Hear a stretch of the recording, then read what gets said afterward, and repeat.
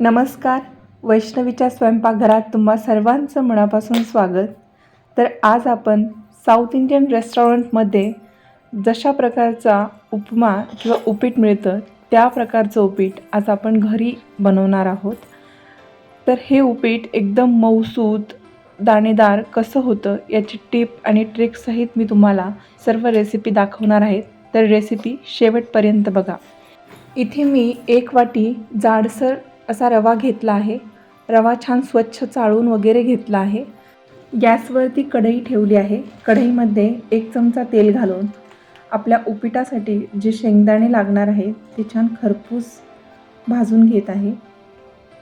आता हे 1 ते 2 मिनटं छान भाजून घ्यायचे आहे. मस्त ब्राऊन कलर आला की लगेचच आपण याला काढून घेऊया. शेंगदाणे छान भाजले गेलेले आहे आणि आता आपण त्याच कढईमध्ये 1 वाटी रवा छान भाजून घेऊया. आपल्याला खूप जास्त याला ब्राऊन करायचं नाही आहे, कारण साऊथ इंडियन उपीटचा जो कलर असतो तो एकदम पांढरा शुभ्र असतो. त्यामुळे संपूर्ण रवा आपल्याला हलकासा भाजून घ्यायचा आहे, खूप जास्त ब्राऊन करायचं नाही. आपला रवा छान भाजून झाला आहे. आता आपण एका प्लेटमध्ये काढून घेऊया.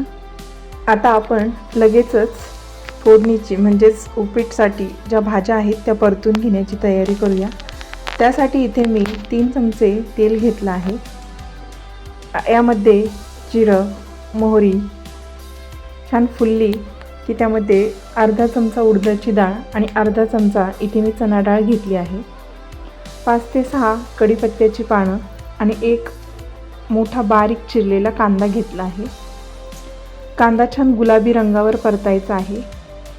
कांदा छान परतला गेला आहे. त्यामध्ये घालूया हिरवी मिरची जी मी बारीक चिरून घेतली आहे. आता शिमला मिरची 1 मी इथे बारीक चिरलेली घातली आहे. सोबतच अर्धा इंच आल्याचा तुकडा किसून घातला आहे. आता आपण 1 ते 2 मिनटं याला संपूर्ण साहित्याला छान परतून घेऊया. आता यामध्ये मी गाजर छान चॉप करून घातला आहे. गाजर पूर्णपणे ऑप्शनल आहे. तुम्हाला जर आवडत नसेल तर तुम्ही स्किप देखील करू शकता.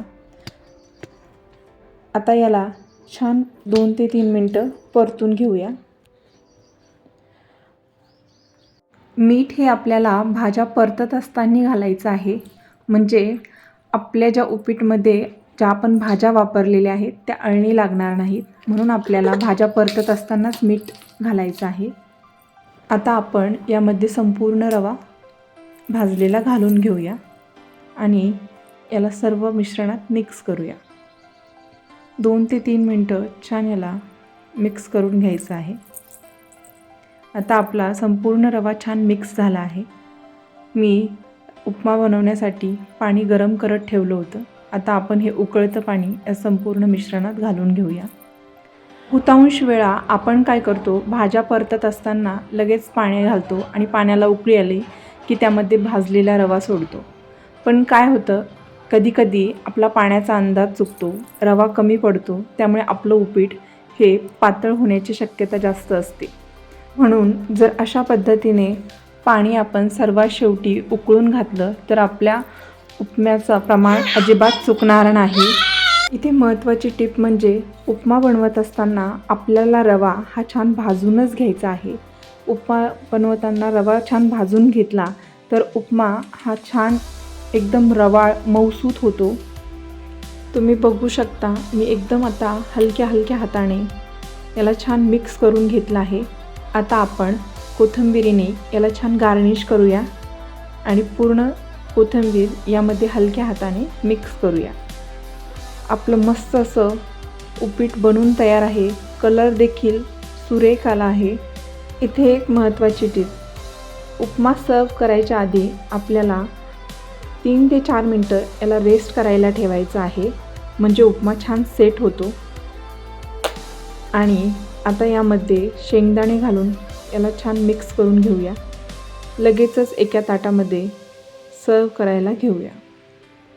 तुम्ही बघू शकता मस्त असं उपीट आपलं बनून तयार आहे. एकदम मऊसूत झालं आहे. टेक्स्चर देखील खूप छान आलं आहे. हे दिसायला जेवढं छान आहे तेवढं चवीला देखील अप्रतिम झालेलं आहे. तुम्ही हे उपीट नारळाच्या चटणीसोबत किंवा सांबरसोबत देखील खाऊ शकता. काही जणांना यावरती शेव आवडते, ती बारीक शेव देखील तुम्ही घालू शकता.